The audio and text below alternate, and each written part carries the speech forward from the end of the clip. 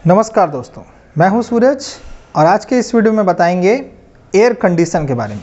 जी हाँ दोस्तों, air condition यानी कि आप जो एसी घरों में यूज करते हैं उसमें से तो आपने पानी टपकते हुए ज़रूर देखा होगा। इसी टॉपिक के बारे में चर्चा करेंगे। दोस्तों, एसी से पानी क्यों निकलता है, क्या आप जानते हैं? हर एक घटना के पीछे एक कारण होता है।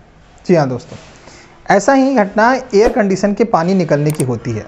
दोस्तों, आपने ज़रूर ध्यान दिया होगा कि एसी चलता तो है लेकिन उसमें से पानी भी निकलता है।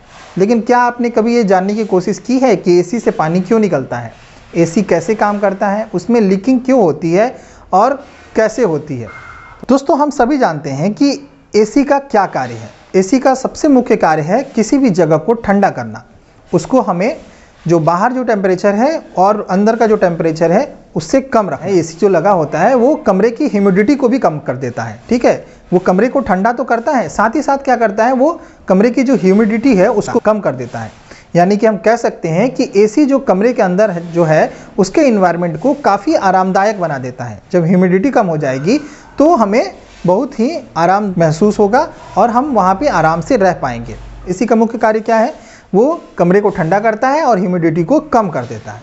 मानव शरीर का जो नॉर्मल टेम्परेचर है वो क्या है? वो लगभग 37 डिग्री सेंटीग्रेड होता है। ठीक है, 36.5 से लेकर 37 डिग्री सेंटीग्रेड अगर किसी मनुष्य का तापमान है तो वो नॉर्मल तापमान है।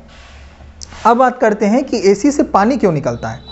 दोस्तों, एसी से पानी निकलने की जो प्रक्रिया है उसको हम ऐसे समझ सकते हैं। जब किसी ग्लास में हम ठंडा पानी लेते हैं, ठीक है, ठंडा पानी लेके भर के हम किसी टेबल पर रख देते हैं तो कुछ देर बाद आपने देखा होगा उस ग्लास के ऊपर पानी के बूंदें जमा हो जाती हैं। ठीक है, और कुछ समय के बाद जब ये पानी के बूंदें जमा होके नीचे आपके टेबल पे ग्लास के नीचे ही इकट्ठा हो जाती हैं, तो जब एसी चलता है तो उसमें उत्पन्न होने वाली गैस उसमें लगे पाइपों से होकर गुजरती है। इन पाइपों के ऊपर पानी की जो बूंदें हैं वो जमा हो जाती हैं, जैसे कि ग्लास के ऊपर पानी के बूंदें जमा हो रही थी। दोस्तों, जब ये बूंदें बाहर की गर्म वातावरण के संपर्क में आती हैं तो ये पानी में बदल जाती हैं, संघनित होके ये पानी में बदल जाती हैं और फिर टपकने लगती है। यही पानी एसी से बाहर निकलता है। और आपने देखा होगा कि एसी से कितना ज़्यादा पानी बाहर निकलता है। एसी के जो पाइप हैं उनके ऊपर जो पानी जमा हो जाता है वही संघनित होकर ये पानी टपकता है और वो वातावरण की जो नमी है वहाँ से वो पानी आता है। तो अगर सीधे शब्दों में अगर हम बताएं तो हम इसको ऐसे समझ सकते हैं। रेफ्रिजरेशन यानी कि प्रशीतन के माध्यम से एयर कंडीशनर ठंडी हवा देती है। ठीक है, जो आपका रेफ्रिजरेटर है वही काम आपके एसी में भी होता है। आपका जो रेफ्रिजरेटर है उसको भी जब आप खोलते हैं तो उसके अंदर से ठंडी हवा आती है, वैसा ही आपके एसी में भी होता है। ठीक है दोस्तों, एयर कंडीशन के अंदर कॉइल्स लगे होते हैं। ठीक है, आपने देखा होगा कि उसमें कॉपर के कॉइल्स लगे होते हैं एयर कंडीशन के अंदर।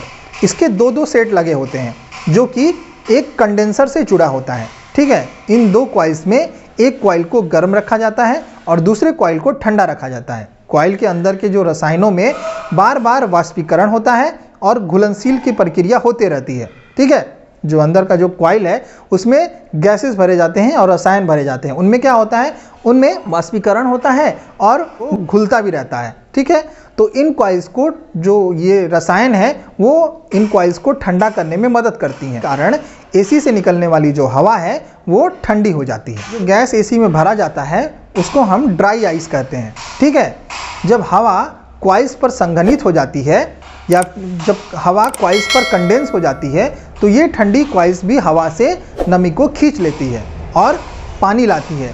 ठीक उसी प्रकार से जिस तरह से सोडा के ठंडे केन पर घुलनशील हवा पक्षों पर नमी पैदा करती है।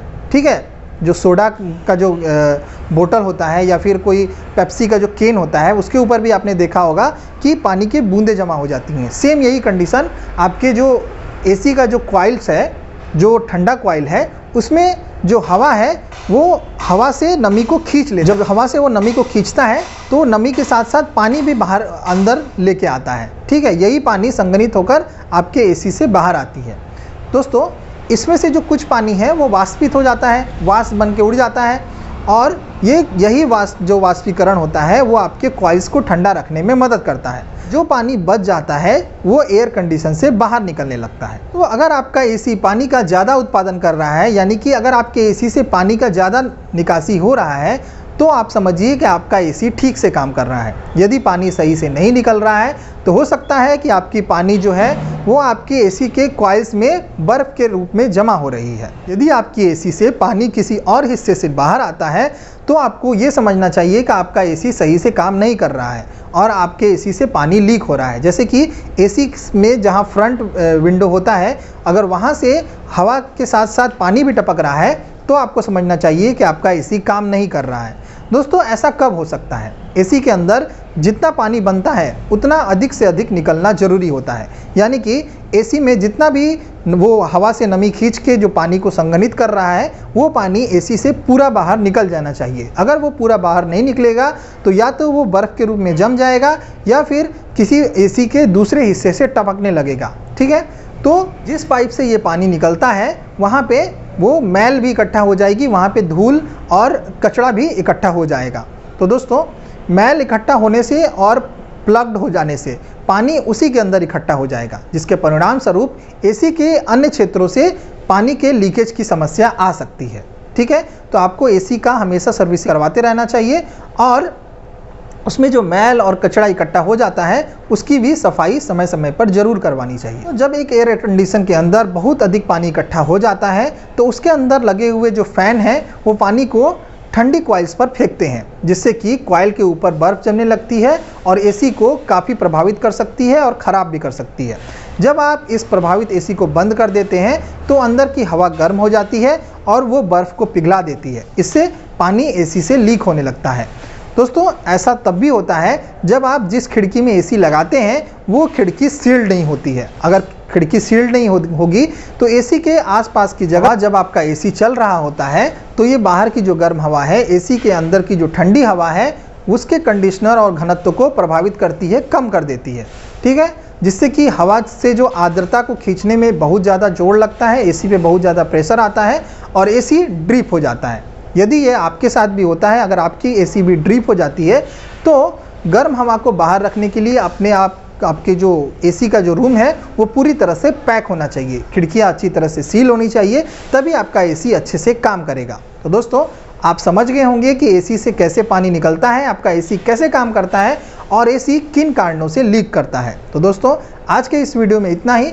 मिलेंगे आपसे अगले वीडियो में, तब तक के लिए नमस्कार। अगर आपको ये वीडियो अच्छा लगता है तो वीडियो को लाइक कर सकते हैं, अपने दोस्तों के साथ शेयर कर सकते हैं, चैनल को सब्सक्राइब कर सकते हैं। नमस्कार।